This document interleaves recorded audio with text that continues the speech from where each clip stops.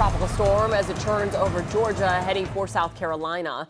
Let's get the latest on Idalia with the Local 10 weather team. And hurricane specialist and storm surge expert Michael Lowry and chief certified meteorologist Betty Davis. Betty, let's begin with you. Hi, everyone. Well, Idalia is weaker as it's interacting with land and racing toward the low country of South Carolina.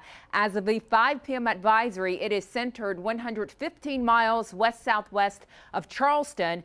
Maximum sustained winds of 70 miles per hour. It is racing northeastward at 21 miles per hour. Those rain bands lashing the Carolinas. And here's that forecast cone. It is forecast to move along the Carolina coast tonight, and tomorrow it slips out over the western Atlantic waters.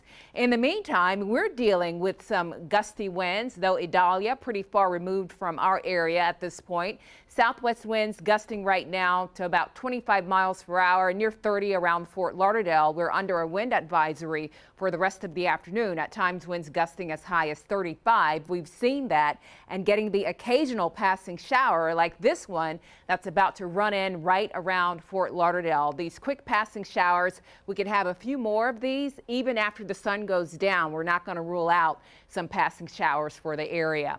Let's talk a lot more about the forecast track for Idalia. Here's another look at the cone.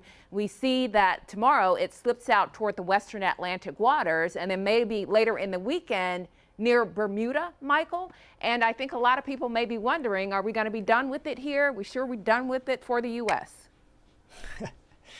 Yeah, we're ready to be done with this storm, and it hasn't even been that long, but these storms just seem like they move at a glacial pace. We'll talk about that forecast in a minute. The short story to that, Betty, is that we don't anticipate this to come back. Some of the models were showing this kind of looping around and coming back toward Florida. Don't expect that to happen. We think it may hang around near Bermuda, but I don't think it's going to be a problem for the U.S. again. Here's where it made landfall this morning around daybreak, shortly before 8 a.m. with 125 mile per hour winds.